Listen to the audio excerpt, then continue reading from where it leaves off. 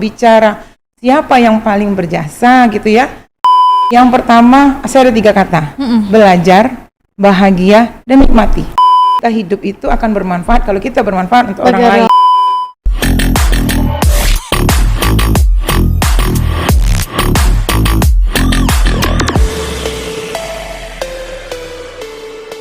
Halo Loskot sekalian, balik lagi di channel Kebanggaan Eva Unsri di Sriwijaya Cash, say low, say it loud.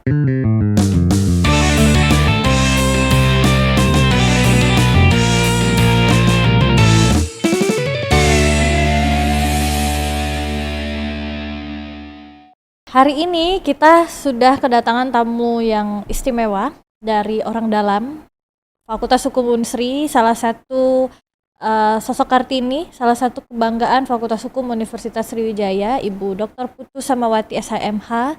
Selamat siang Ibu. Selamat siang. Hari ini kita mau ngobrol sama Bu Putu berkaitan dengan perempuan. Kita kenalan dulu buat Loskot yang belum kenal sama Bu Putu. Tapi kalau untuk Loskot di Fakultas Hukum Unsri nggak mungkin ada yang nggak kenal sama beliau. Nah, jadi Bu Putu ini adalah sekarang jabat sebagai Ketua Lab Perempuan pertama di Fakultas Hukum Universitas Sriwijaya. Dan sehari-harinya ya beliau merupakan dosen bagian hukum perdata. Boleh diperkenalkan Bu Putu mungkin awal mula menjadi dosen sejak tahun berapa? Oke, iya. Saya tepatnya itu jadi dosen mungkin sudah 21 tahun, 4 bulan. Wow. Desember 2002, per 1 Desember 2002 diangkat jadi dosen di Fakultas Hukum Universitas Sriwijaya. Kemudian tahun 2004 itu baru, itu masih CPNS ya. Okay. Kemudian PNS-nya di tahun 2004. Jadi faktanya bahwa saya sudah lama menjadi dosen ya, sudah cukup lama, iya. Cuman kemudian berkembang. Kalau dulu kan kenapa tahun 2002 saya tamat 2001 di Sarjana Hukum Fakultas Hukum Unsri. Oke. Ya, jadi waktu itu syarat jadi dosen itu cukup S1, enggak harus ya, S2, benar, S2. Betul. Makanya timing waktu mengabdinya jadi lebih lama. Iya. 2002 kemudian diangkat 2004, berarti sudah hampir 22 tahun lah Bu ya. 22 tahun. Hampir. 21 tahun 4 bulan jatuhnya. Oke. Dalam 20 tahun lebih itu pasti banyak sekali yang sudah Bu Putu lewati, termasuk yang sudah pasti itu adalah zaman yang berbeda-beda ya Bu ya. Bagaimana Bu Putu melihat perbedaan zaman dulu, kemudian zaman itu mungkin kelihatan berbeda 10 tahun kemudian ya Bu ya. Berarti sudah dua period yang Bu Putu. Boleh diceritain nggak Bu gimana mahasiswanya dan lain sebagainya? Oh, sebenarnya sih kalau secara secara general ya, kalau kita mau bicara secara general, sebenarnya karena ini waktunya dilewati itu adalah hari demi hari, itu kan nggak terasa sebenarnya. Saya pun terkadang berpikir, sudah 20 tahun lebih ngajar. Perasaan baru kemarin gitu kan, itu karena memang nggak terasa. Tetapi kalau mau dilihat, dipikir ulang, apa sih yang menjadi hal yang berbeda? Berbeda yang pasti itu adalah sarana prasarana. Itu pasti, itu terlihat betul. Bagaimana dulu kami hanya punya 1-2 komputer kita di fakultas, kemudian sekarang digitalisasi, bahkan dengan cukup HP aja mahasiswa sudah bisa mencari informasi. Nah, kalau soal informasi hampir tidak ada lagi batasan.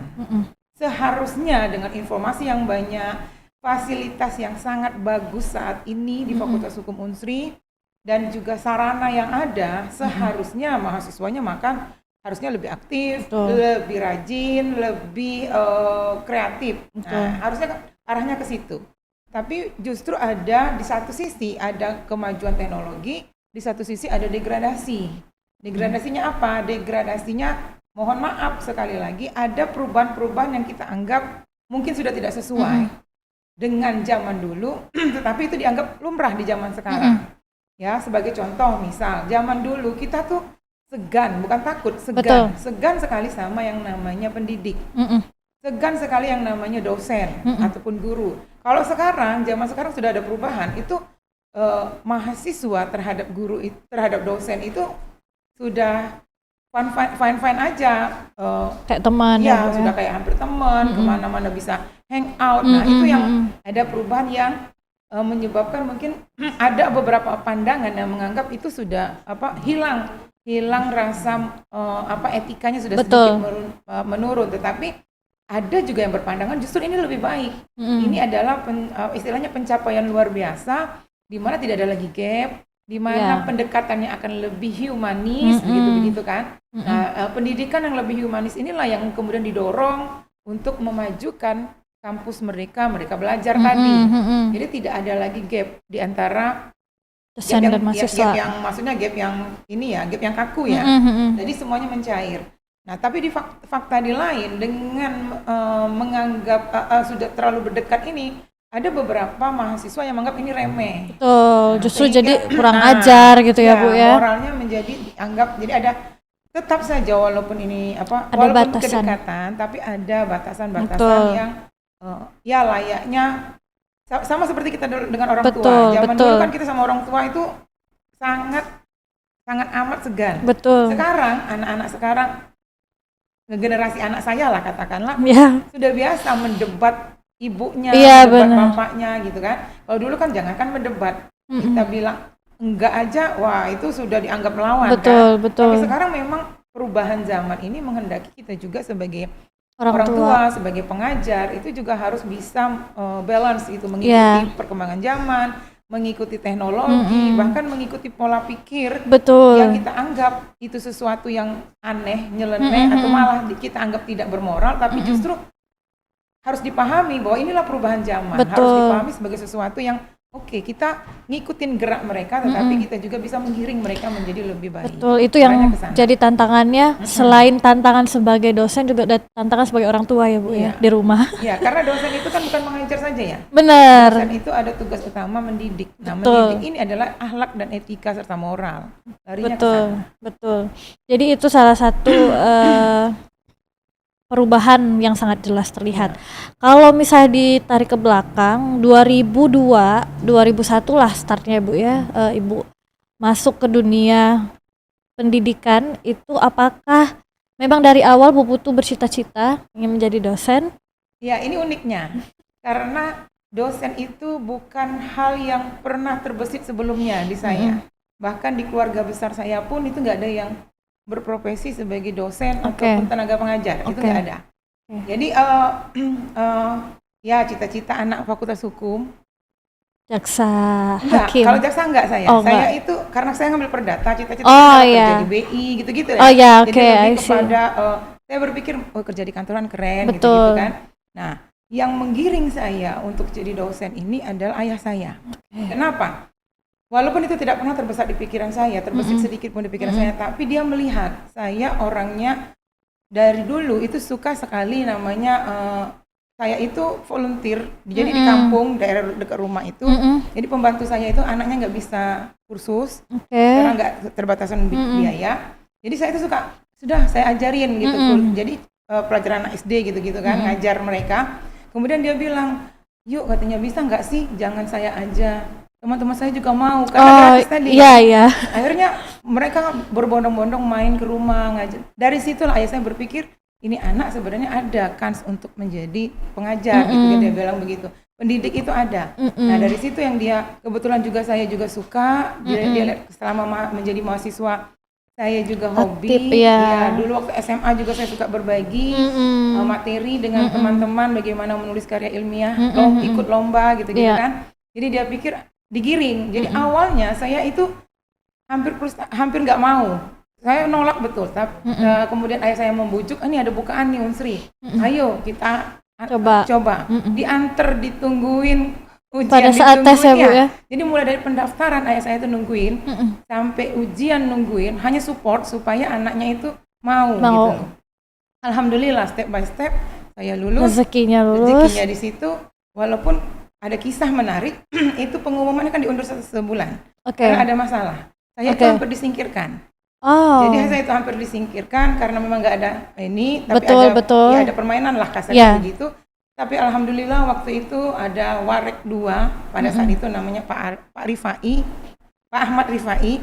Beliau lah yang tiba-tiba tidak tahu kenapa, tapi bukan saya. Maksudnya bukan Fakultas Hukum aja ya, beberapa fakultas juga ada case yang sama. Tangan Tuhan, kata kalau ayah saya bilang itu adalah Tuhan yang menggerakkan. Jadi Pak Rifai itu yang membuka semua tabir itu, yang kecurangan-kecurangan itu kemudian dikembalikan lagi oleh beliau.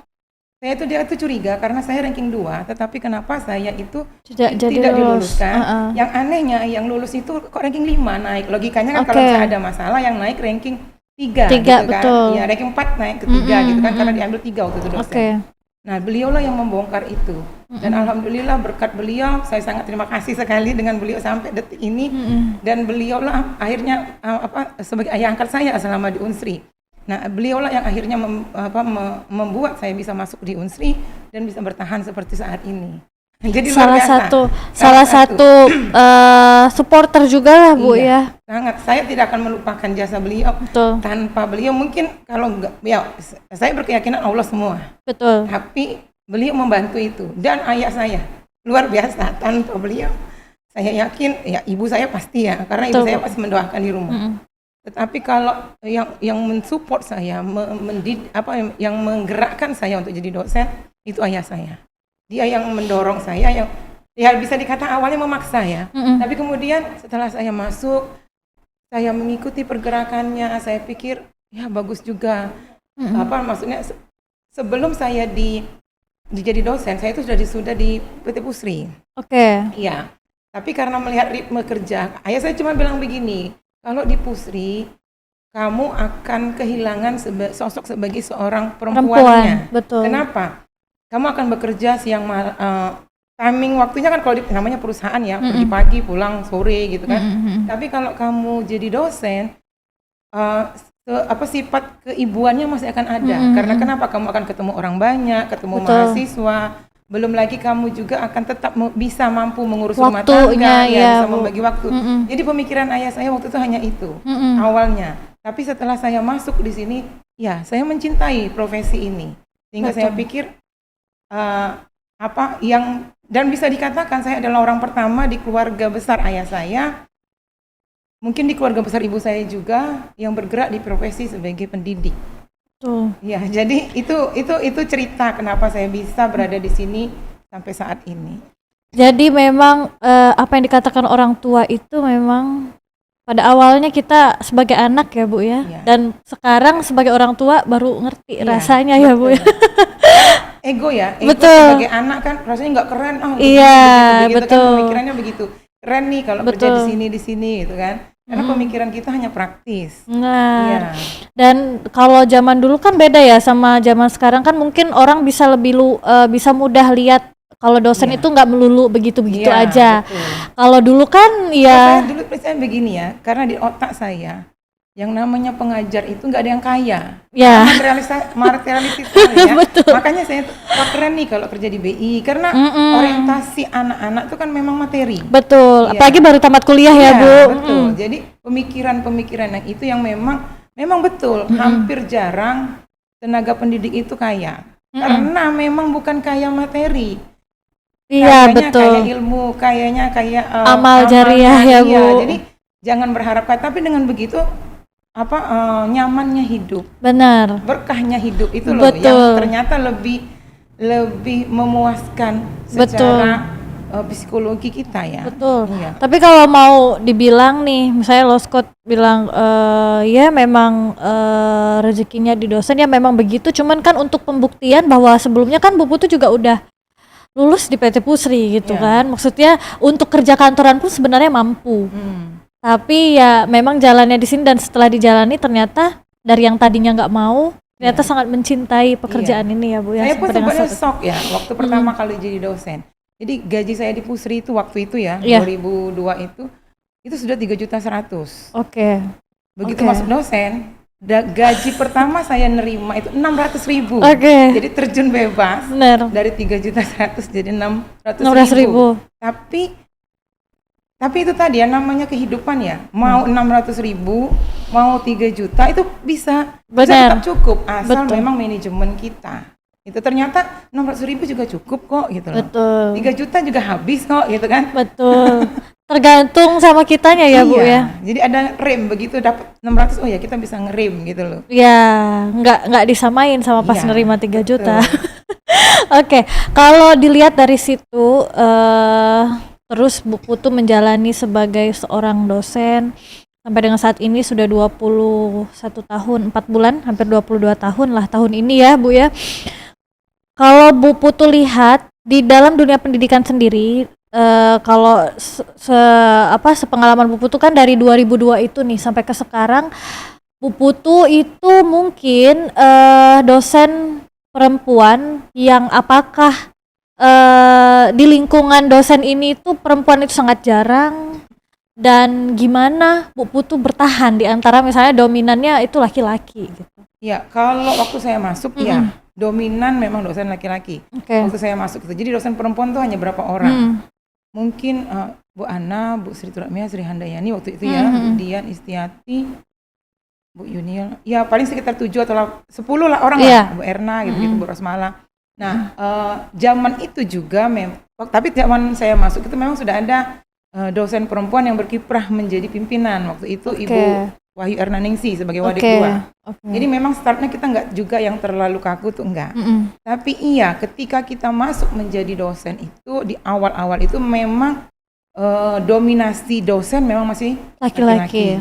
Tapi kan bergesernya waktu saat ini kan kalau kita lihat justru banyak perempuan yang jadi dosennya. Kenapa? Betul. Sebenarnya simple ya, perempuan dan laki-laki itu sebenarnya sama. Yang membedakan hanya perempuan tuh memang sedikit lebih ulet.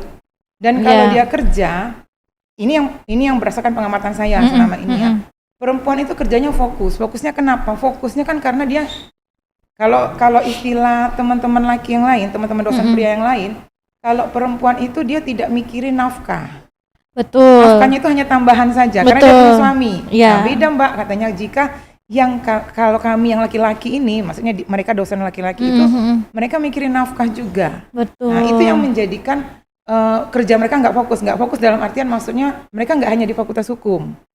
Tidak hanya sebagai dosen jadi di mereka sini ya. mencari kanan kiri kemana-mana gitu karena tuntutan nafkah tadi. Betul. Nah, bedanya dengan kita karena kita punya suami yang kita istilahnya karena dalam konsep patriarki negara kita, hukum kita memang laki-laki yang mencari nafkah. Betul. Sehingga kita profesi sebagai dosen itu jadi kita fokus. Benar. Kita fokusnya di fakultas. Itulah kenapa akhirnya jumlah dosen kita perempuan yang lebih aktif sekarang memang banyak perempuan untuk kegiatan-kegiatan ya, tetapi memang diakui untuk pimpinan memang masih terbatas. Kita hanya pernah di fakultas hukum hanya pernah sekali Wadik 2 kali jatuhnya sekarang udah ya. Sekali Wadik pertama, Wadik 2 itu Bu Wahyu Ernaningsi. Kemudian sekarang ada Ibu Vegi Tia. Ya, sebelumnya pernah ada Bu Meria Utama, WD2. Maaf ya, Bu Meria Utama, mohon maaf. Satu lagi dulu sekali pernah Ibu saya lupa. Ada satu. Nah, itu juga sudah 4 kali jadi ada Wadik 2. Yang notabene fakultas hukum itu sudah ada dari zaman tahun 60-an. Artinya apa? Artinya memang kiprah Wadik 2 dekan belum pernah. Jadi kiprah dosen. Apakah setelah ini Bu? Nggak tahu saya. Mudah-mudahan. Nah, untuk ketua lab dari tahun 95 sampai sekarang pun itu didominasi lagi laki-laki. Baru saya yang pertama menjadi ketua lab perempuan. Jadi memang jumlahnya banyak, tapi memang untuk posisi strategis itu memang masih sangat minim. Ya. Nah, nggak hanya di fakultas hukum ya, di Unsri pun, di level Unsri pun kita rektor perempuan baru sekali. Iya, benar. Sebelumnya sampai sekarang belum. Betul. Sekarang pun wakil rektor ya Bu ya, yang ada perempuan satu ya. Iya. Oke, melihat itu, jadi menurut Bu Putu apakah memang sewajarnya seperti itu atau seharusnya memang ya perempuan sebenarnya mampu-mampu aja gitu berada di pimpinan-pimpinan itu? Iya, sebenarnya perempuan itu mampu sebenarnya, tapi memang kita harus akui ya kita harus akui kondisi masyarakat kita, patriarki kita. Ketika perempuan menjadi seorang pemimpin, dia akan ada beban yang double lebih daripada pengakuan yang harus dilakukan. Jadi kalau laki-laki menjadi pemimpin itu karena dilihat performance-nya. Tapi kalau perempuan itu adalah harus membuktikan diri dulu, kemampuan dia baru bisa diakui dia jadi seorang pemimpin. Jadi saya pada saat sekarang, misalnya saya katakanlah bisa menjadi ketua lab, itu kan sudah diuji coba dulu, dilihat dulu selama ini kemampuan saya bisa nggak. Beda dengan laki-laki, mungkin dia nggak perlu diuji coba. Karena dia laki-laki, dianggap bisa, dianggap mampu, maka udahlah dipilih dia jadi sebagai ketua lab. Tapi kalau begitu perempuan yang mau dipilih, dipertimbangkan dulu, mampu nggak orang ini, bisa nggak orang ini. Karena kenapa?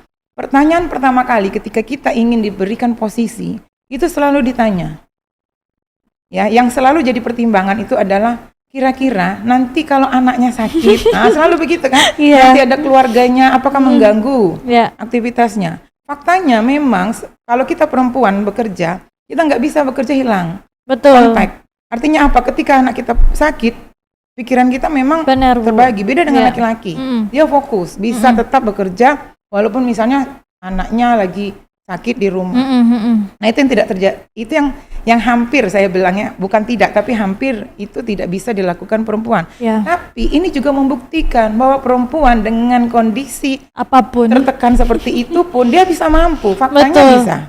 Faktanya bisa. Artinya apa? Manajemen waktu kita lebih baik. Jika mau ya Bu ya. Manajemen kita lebih baik. Manajemen waktu kita lebih baik. Ketika kita dituntut atau ditunjuk untuk menjadi pemimpin, kita sudah tahu nih porsi kita bagaimana. Dan itu biasanya sudah orang teruji. Jadi saya pikir hampir jarang ada perempuan yang maju ke jadi pemimpin itu tanpa ada uji coba terlebih dahulu. Artinya apa? Dia sudah dari awal sudah dipertanyakan, mampu nggak mampu. Ketika dia mampu, baru dia terpilih. Tapi beda dengan laki-laki. Terkadang memang posisi itu kosong, ya udah. Walaupun terkadang dia nggak punya capable. Jadi maksud saya dia nggak terlalu banyak prestasi, tapi karena dia laki-laki, oke lah dia dipilih. Jadi cukup dengan perform fisiknya saja udah penuh. Tapi kalau perempuan tidak cukup dengan perform fisiknya, tapi adalah prestasi yang dia torehkan. Kalau dia nggak ada prestasi, apalagi dengan alasan dia nggak pernah aktif, misalnya seperti kita nggak pernah aktif, ada kegiatan nggak pernah dateng, selalu alasannya anak, selalu alasannya suami, itu sudah pasti di blacklist. Iya, itu pengalaman kita ya.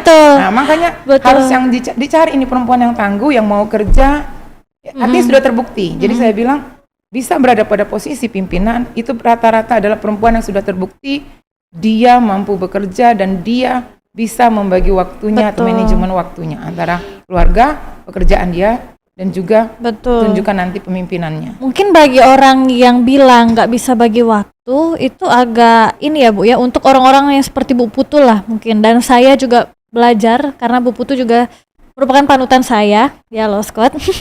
Karena untuk orang yang bisa bagi waktu itu effortnya itu lebih daripada orang yang mengatakan saya tidak bisa bagi waktu gitu.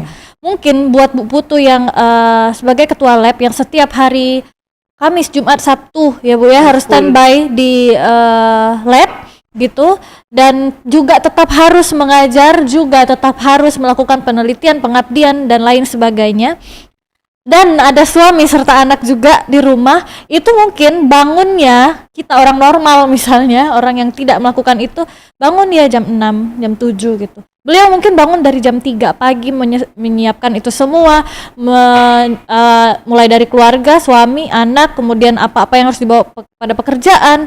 Nah, di situ effortnya yang tidak terlihat mungkin oleh orang ya Bu ya. Orang lihatnya, Bu Putu kan emang aktif selama ini ya, wajar aja jadi ketua lab kan, itu ya Bu ya. Karena manajemen waktu, dan yang kunci utama memang kita harus mencari partner hidup yang mau mendukung. Nah, itu karena nggak gampang gitu betul. Kenapa? Karena kebetulan saya dapat suami yang support.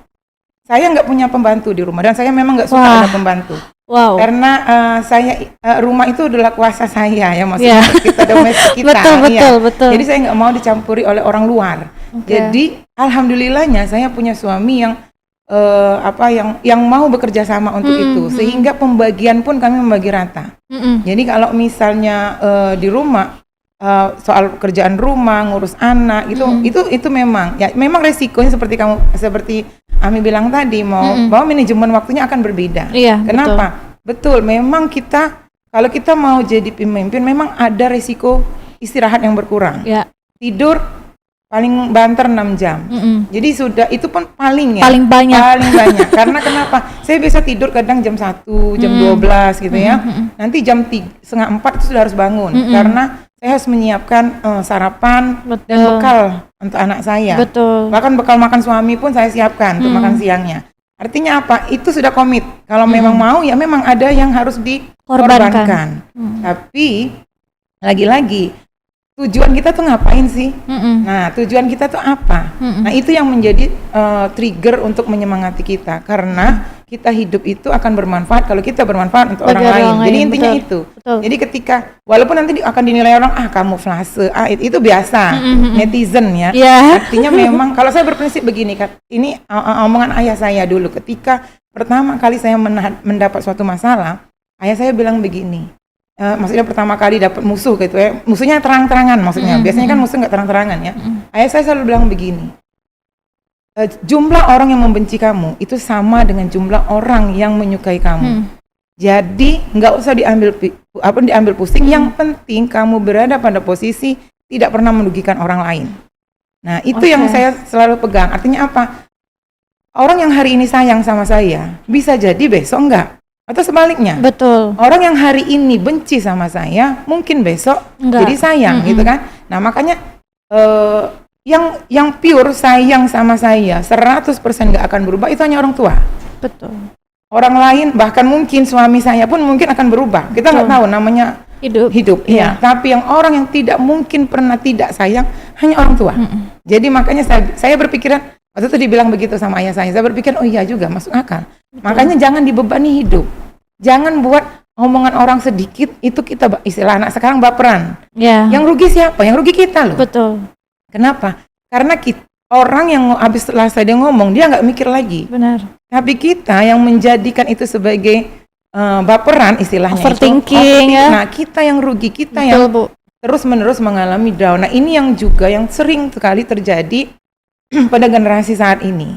Karena kalau mau dibilang apa sih pentingnya kita supaya perempuan itu jangan tertinggal. Satu sih kuncinya, jangan gampang baperan. Karena kalau terlalu banyak baperan, terlalu banyak drama, perempuan ini kan mainnya perasaan, betul. Nah, sekarang kita balik. Kita yang utama itu adalah kita bahagia. Kalau kita bahagia, maka orang di sekitar kita bahagia. Jadi jangan dulu berpikir, saya mau membahagiakan A, mau membahagiakan B, nggak akan selesai. Karena kita nggak tahu titik kebahagiaan dia sampai mana. Betul. Yang tahu soal titik kebahagiaan itu adalah kita, untuk diri kita. Saya bahagia loh kalau misalnya hari ini saya bisa makan coklat, misalnya sederhana aja. Nah, makan bahagiakan dulu diri kita. Lakukan itu. Begitu kita bahagia, maka orang sekitar kita akan pasti bahagia. Itu adalah istilahnya efek dominonya dari kita melakukan tindakan yang terpuji buat diri kita. Kemudian kepada orang lain juga ya Bu ya. Itu sebenarnya untuk reminder saya juga ya Bu ya. Karena saya orangnya overthinking juga. Tapi semakin hari ya karena melihat orang-orang sekitar saya seperti Bu Putu salah satunya. Kalau Bu Putu ini ya Scott, kalau misalnya orang baru kenal, mungkin yang belum kenal bahkan ya, melihatnya kayak judes gitu ya. Kalau ngomongnya blak-blakan. Tapi begitu saat saya masih menjadi mahasiswanya beliau, saya takut dengan beliau ini. Tapi sekarang saya bisa ngobrol seperti teman dengan Bu Putu, bisa jadi seperti teman, bisa jadi masih seperti murid, bisa juga masih bisa jadi seperti anak. Jadi benar-benar saya melihat sosok Bu Putu itu adalah kayak yang sekarang ini beliau bilang bahagiakan diri sendiri dulu. Nah mungkin itu yang menjadi ini juga buat saya karena selama ini saya selalu memikirkan orang lain Bu. Jadi kayak apakah dengan saya melakukan ini orang ini akan senang gitu.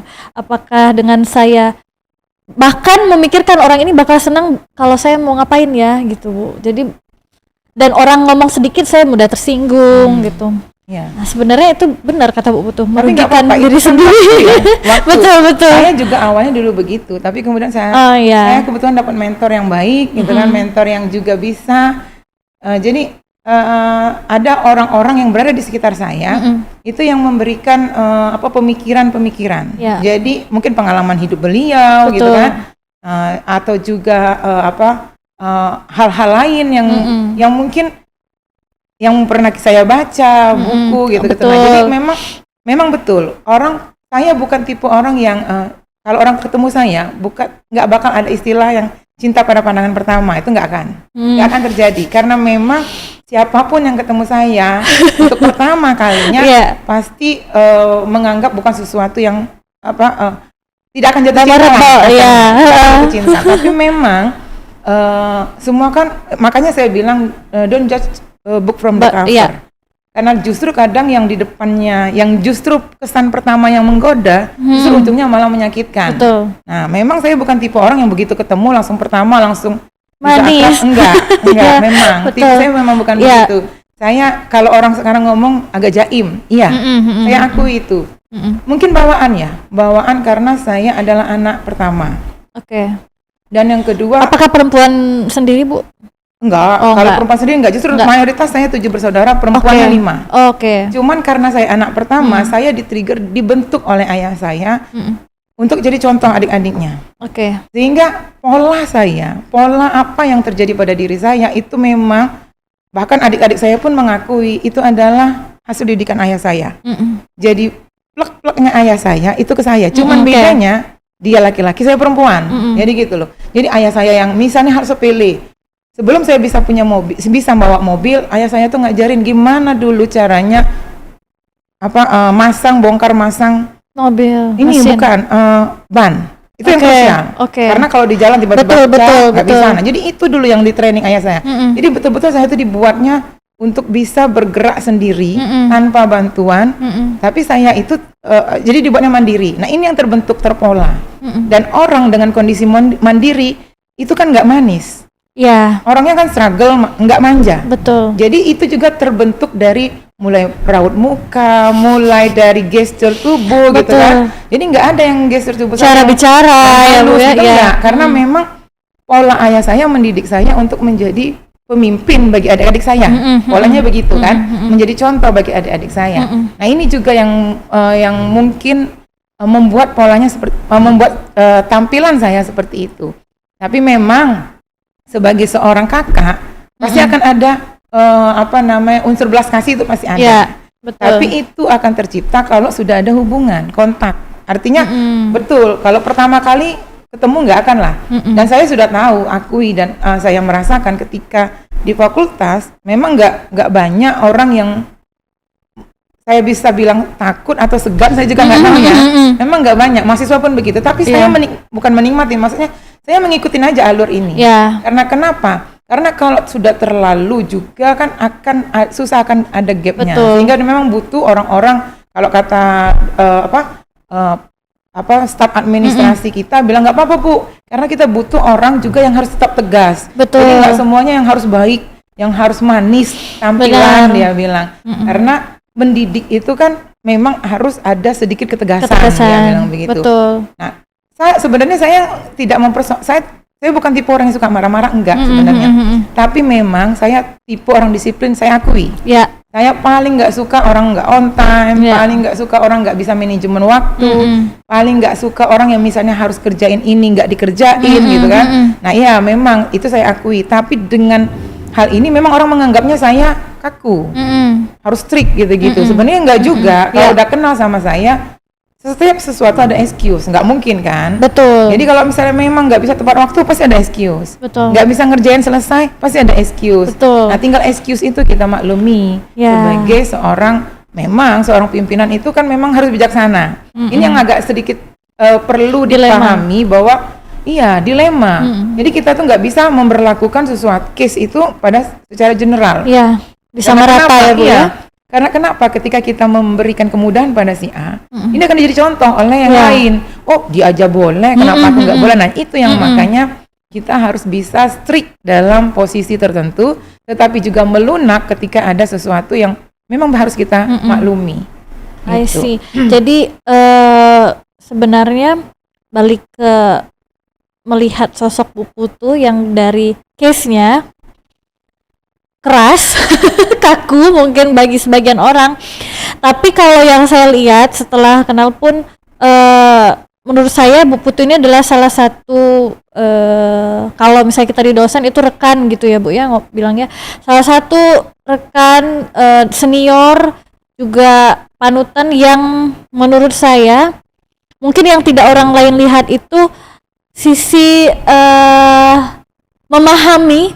Kalau kita lihat lagi Bu, kan dari ibu yang dulu sampai ke sekarang, ibu dari tadi tuh banyak sekali membicarakan peran ayah Bu Putu, membentuk seorang Putu Samawati sampai ke hari ini gitu. Nanti kita kasih lihat nih ke ayahnya Bu Putu. Kita kasih lihat ke ayahnya Bu Putu nih bahwa Putu yang sekarang ini adalah sangat banyak peran beliau.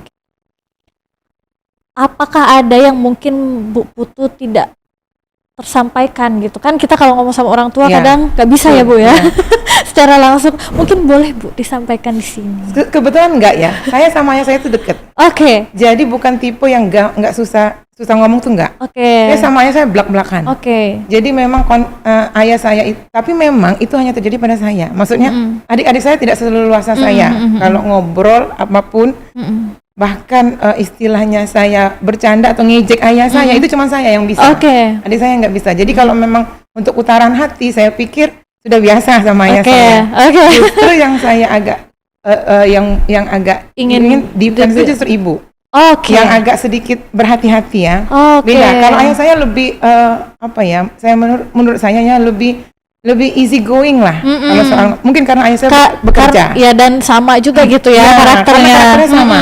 Kalau ibu saya kan ibu rumah tangga. Jadi memang manajemen ibu-ibu gitu loh. Dan itu ya, udah ngabisin duit anak saya saja, dia bilang. Terus dia bilang nanti ujungnya jadi ibu rumah tangga. Ujungnya nggak guna, maksudnya ilmunya gitu nggak guna gitu kan. Terus waktu itu saya shock, nangis, saya nangis. Saya ngadu sama ayah saya bilang kenapa kami manggil kakek itu Iye Ong Oki ya. Jadi kata saya, Papa, Iye ngomong begini, nangis saya. Ayah saya ngomong cuma satu, lah buktikan apa yang dibilang Kak Iye itu salah. Bahwa kamu kuliah berguna, bahwa uang papa yang keluar enggak sia-sia. Waktu itu papa saya bilang begitu. Jadi saya berhenti nangis. Jadi saya punya tekad, saya harus lakukan itu. Makanya saya kuliah sungguh-sungguh gitu kan. Saya itu kuliah serius. Jadi betul-betul serius, karena dengan upaya itu maka saya harus membuktikan bahwa apa yang saya lakukan tidak sia-sia. Itu trigger awal. Dan orang yang mendukung saya pertama kali itu orang tua saya, ayah saya dan ibu saya. Ibu saya itu sampai menabung ketat agar anak-anaknya bisa sekolah. Tapi memang kalau soal keluarga ibu saya memang pendidikan lebih utama. Beda dengan keluarga saya. Kalau keluarga ayah saya waktu itu menganggap pendidikan bukan yang utama. Nah, kalau ibu saya keluarga ibu saya. Tapi karena ibu saya ini kan jauh dari Bali, pindah ke Palembang, jadi dia harus bisa memanajemen supaya cukup. Karena untuk kehidupan anak-anaknya. Nah, ketika saya sudah kerja, terima jadi dosen, dan sepupu-sepupu saya nggak ada yang begitu. Maksudnya sepupu saya kan nikah, begitu-begitu aja gitu kan. Nah, ada hal yang keluar oleh kakek saya, Iye saya waktu itu. Jadi dia naik haji, pulang haji, satu-satunya orang yang dia ingat untuk bawa oleh-oleh cuma saya, dibanding berapa puluh cucunya. Dan waktu itu dia bilang ketika ngasih hadiah itu, kan rame ya, namanya zaman dulu naik haji kan kalau pulang tuh rame, kumpul. Dia bilang, contoh berubah dari kemarin ke nafas, karena contoh Putu, dia bilang begitu, contoh katanya gitu. Dia bisa bekerja, bisa maksudnya jadi dosen sudah waktu itu kan, bisa bekerja, punya penghasilan dan bisa membanggakan keluarga. Dia bilang tuh. Saya tuh takjub kenapa? Loh, kok berubah Bisa ya? berbalik ya, Bu, ya? Berbalik. Nah, itu juga yang menyebabkan saya pikir iya, perempuan itu kalau mau merubah hidupnya, ya harus dari diri dia. Betul. Dan yang paling realistis untuk merubah hidup itu adalah dengan pendidikan. Itu pasti. Semakin tinggi kita, nggak ada lah yang namanya pendidikan itu rugi, nggak ada. Ya. Walaupun nanti perempuan itu udah kuliah capek-capek katanya ya, kemudian jadi ibu rumah tangga, nggak ada yang sia-sia. Pasti beda ya, Bu, ya? Beda. Seorang perempuan yang lulusan sarjana menjadi seorang ibu rumah tangga sekalipun, dia akan mendidik anaknya lebih baik. Betul. Ketimbang yang lulusan SMP. Betul. Ataupun SMA. Betul. Makanya pendidikan itu utama. Jadi kalau dibilang perempuan itu adalah madrasahnya bagi anak-anaknya, itu betul. Sangat betul. Sangat betul. Jadi makanya pendidikan yang utama itu siapa sih? Harusnya perempuan. Kan perempuan itu harus utama dididik. Kenapa? Karena dia yang akan menjadi tonggak atau pemberi pondasi yang kuat bagi anak-anaknya kelak. Betul. Jadi kalau ibunya nggak pinter, biasanya anaknya juga nggak pinter gitu kan. Jadi memang butuh seorang ibu yang pinter, yang cerdas untuk menciptakan anak-anak yang juga cerdas. Kalau saya berpikirnya begitu. Oke. Nah, kita kaitkan nih dengan perempuan zaman sekarang lah, yang mungkin stereotipnya sekarang kan banyak yang baperan, seperti yang kita bilang tadi ya, Bu, ya. Overthinking, cuman banyak juga yang ya kalau kita lihat banyakkan mahasiswa perempuan bahkan yang mungkin jadi ketua apa dalam kegiatan mahasiswa gitu. Nah, untuk mereka mungkin di sini entah itu mahasiswa ataupun penonton Sriwijaya Cash gitu, Bu, ada nggak pesan atau nasihat yang ingin Bu Putu sampaikan untuk semua generasi muda perempuan lah ini yang bercita-cita mungkin sama seperti Bu Putu atau bahkan lebih tinggi menjadi apa gitu ya, tapi mungkin mereka dihadapkan dengan berbagai rintangan, entah itu bahkan dari keluarganya sendiri ataupun ya lingkungannya dalam meraih itu, gimana, Bu? Iya, kuncinya tadi pendidikan, itu penting. Yang kedua, kedisiplinan dalam memperoleh pendidikan, itu penting. Karena kenapa? Disiplin ini menjadi kunci untuk berhasil. Tanpa kedisiplinan, saya berkeyakinan nggak ada yang berhasil, kecuali mujur. Karena nggak semua orang mujur ya, nggak semua orang yang memiliki takdir yang bagus, beruntung kasarnya begitu enggak. Ya, jadi yang pertama pendidikan itu wajib, yang kedua kedisiplinan itu juga wajib ya. Jadi kedisiplinan termasuk manajemen waktu dan sebagainya ya. Ketiga konsistensi, ini penting.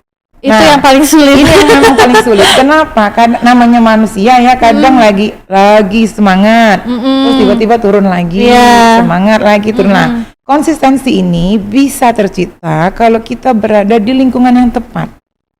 Makanya carilah pergaulan yang tepat. Carilah teman-teman yang istilah anak-anak sekarang ini chemistry-nya pas. Sefrekuensi itu penting. Kenapa?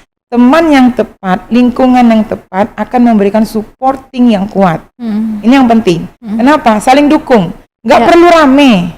Misalnya kita punya teman itu nggak perlu banyak banget. Tapi kita punya teman yang benar-benar istilah kita tuh bestie ya. Cukup misalnya 3, 4 atau 5 gitu kan. Maksudnya apa? Tapi itu saling mengerti, saling support ya. Tapi tetap yang namanya bersahabat memang tetap harus ada batasan. Betul. Kita transparan, kalau istilah Ibu Ayu Ernaningsi, saya ambil istilah dia, boleh transparan, kita transparan tapi jangan telanjang. Kenapa? Karena ada kondisi di suatu saat teman kita itu bisa jadi musuh. Betul. Makanya harus ada tetap batasan. Ada hal privasi yang tidak masuk, tetapi bukan berarti kita dan kita juga harus memahami setiap orang punya privasi, makanya harus menghargai. Itu penting. Nah, generasi muda sekarang itu adalah generasi istilahnya generasi Z yang banyak sekali dipengaruhi oleh media sosial. Yang lebih percaya media sosial ketimbang apa yang diutarakan oleh orang tuanya. Biasanya begitu kan? Kata ini di YouTube begini, Bu, katanya kenapa Ibu ngomong begini gitu kan, begitu kan. Nah, ini yang perlu memang sentuhan pendekatan orang tua. Orang tua maksud saya bukan hanya ibu bapak ya. Artinya orang yang berada di sekitarnya, Iya, betul. yang juga bisa menerapkan kontrol sosial itu perlu. Nah, yang saya khawatir sekarang ini adalah kontrol sosial kita jelek. Sudah mulai menurun ya. Kita nggak pernah lagi. Saya selalu berbicara di manapun saya jadi narasumber, punya kesempatan. Saya selalu bilang perlu sekali kita meningkatkan kontrol sosial. Dengan punya bestie tadi, itu adalah salah satu bentuk kita kontrol sosial kita. Ada yang mengingatkan, Betul. kalau di saat kita down, atau ada yang menegur di saat kita salah. Ya, teman yang baik bukan harus mengikuti apa Selalu mendukung, selalu menutupi kesalahan, bukan. betul. Justru kalau saya berteman, saya lebih suka teman saya juga melihat kejelekan saya, kesalahan saya, sehingga kita bisa berbenah. Tapi kalau penyakit kita ini kan kalau selalu disanjung, jatuh. Betul. Nah, tapi kalau misalnya saya selalu feedback sama, misalnya ada acara kegiatan saja di Narsum, itu saya suruh suami saya baca, saya lihat, suruh tonton, apalagi kalau ada streaming, itu selalu saya minta tonton suami saya atau orang terdekat Minta saya, nilai ya, Bu, dinilai, ya? teman saya. Nah, Ibu Erna itu salah satu orang yang suka mengkritik saya, tapi mengkritik dalam tanda kutip ya, artinya kebaikan saya. Jadi kalau saya ada kegiatan, ada apa, saya selalu sering, Bu, saya mau ngisi acara ini, tolong Ibu Ibu cek.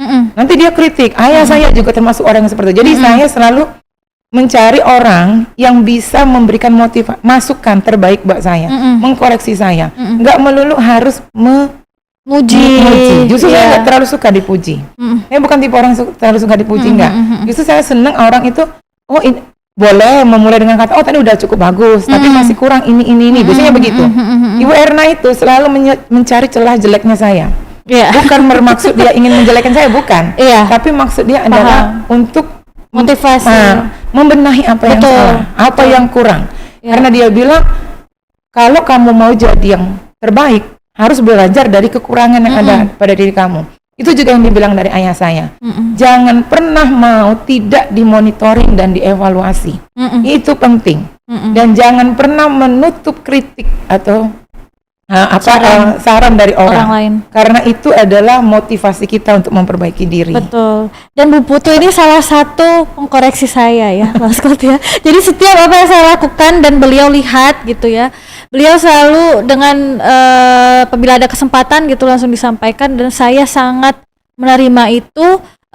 Saya ingat sekali Bu, waktu podcast ini pertama kali dibuat, itu yang komen hanya Bu Putu yang mengkritik ya, maksudnya yang lain karena memang ini pertama kali ya Bu ya, mungkin orang lain lihatnya ya karena ini baru gitu, jadi ya sudahlah gitu ya gitu, ya bagus, keren, bla bla bla gitu ya, itu kan untuk kita ya biasa ya Bu ya. Tapi begitu datang kritik, ini terlalu menurut Ibu terlalu banyak breaknya, iklannya gitu waktu itu, dan saya perhatikan memang seperti itu. Tapi itu hanya membatin di diri saya Bu, karena kan kita kerjanya tim, jadi kayak ya udah gitu, kayak banyak maklum dan lain sebagainya karena baru juga. Tapi begitu itu disampaikan oleh orang lain dan dalam hal ini itu Bu Putu, jadi saya merasa ada yang mendukung gitu Bu. Apa yang seharusnya memang saya merasa itu kekurangan, kadang Bu kita sudah itu merasa kekurangan, tapi karena tidak ada orang yang menyampaikan, kita nggak merasa itu kekurangan ya Bu ya.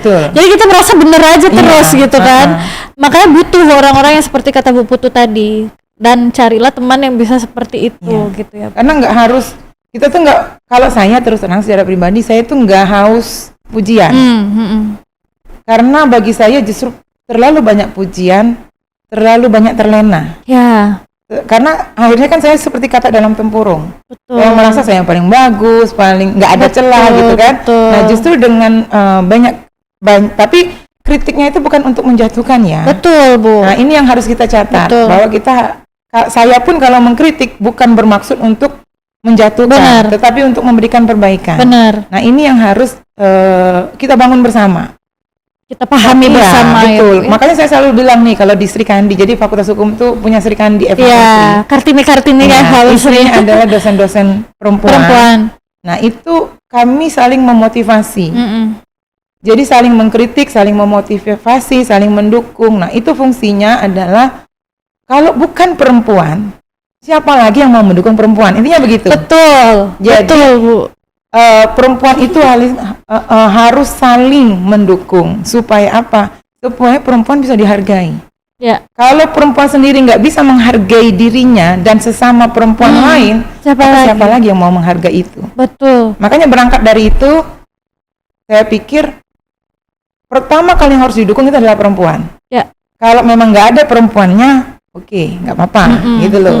Tapi kalau memang, tapi capable ya, jadi jangan mendukung asal mendukung, nggak. Betul. Ya, tapi tetap juga harus capable. Artinya apa, kita ada perempuan nih, ada laki-laki, tapi capable-nya sama, kemampuannya sama. Perempuan. Maka saya selalu bilang, saya akan dukung perempuan.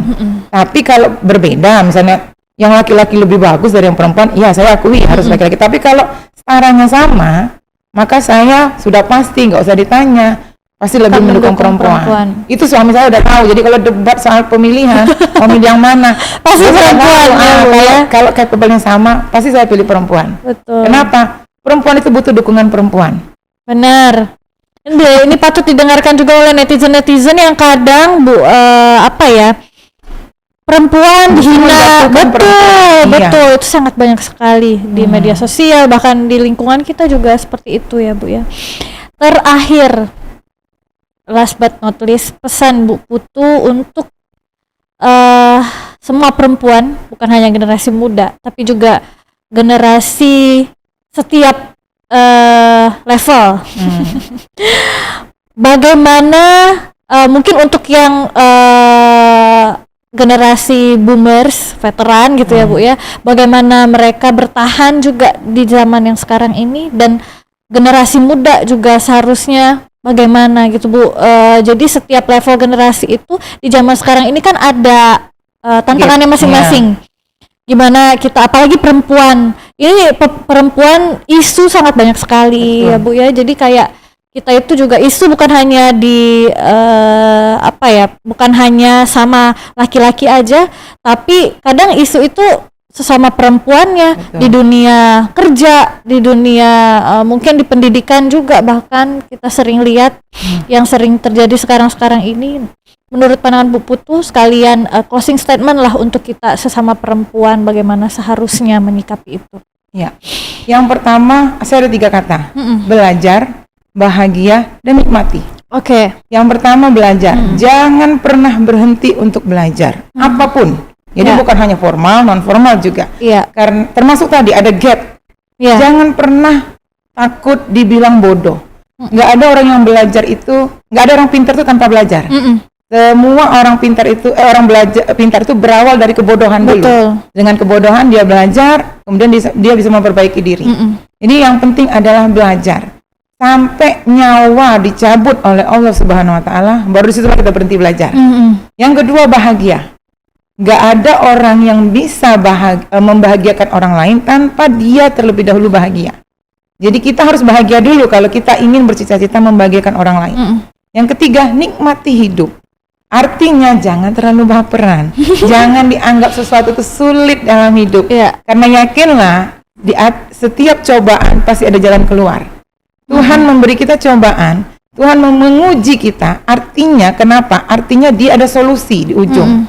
Dia percaya bahwa kita mampu melakukan itu. Dan kalau kita tahan dengan cobaan itu, kita nikmati cobaan itu, kita jalani cobaan itu, maka istilahnya kita akan naik kelas. Artinya derajat kita akan naik, hidup kita akan naik.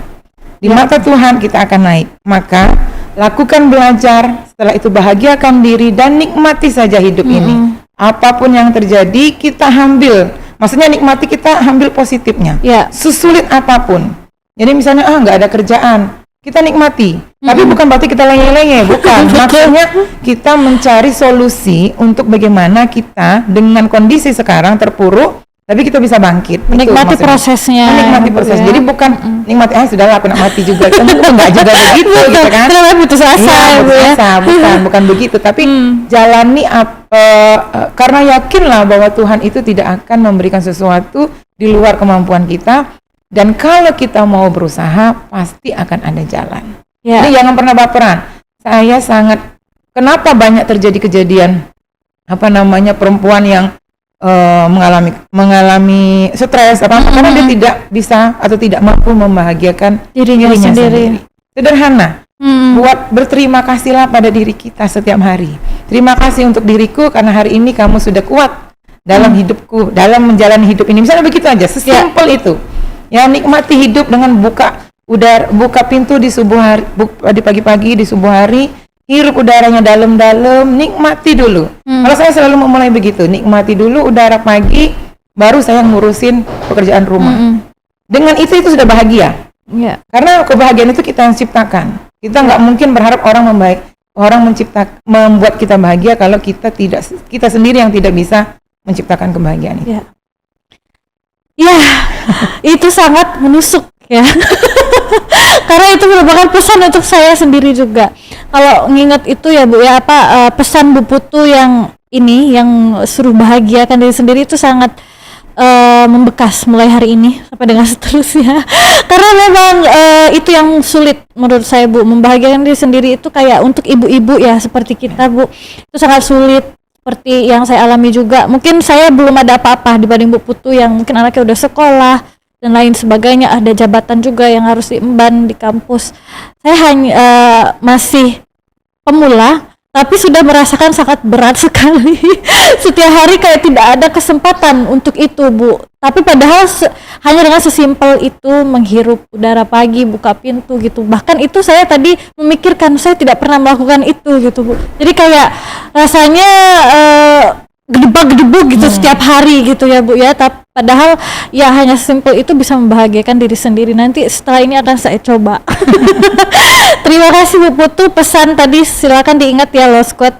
Pertama belajar, kemudian bahagia mulai dari diri sendiri, lalu nikmati itu. Dan pesan Bu Putu juga tadi bahwa jangan terlalu terlena dengan pujian karena tidak semua orang senang dengan pencapaian kita ya Bu ya.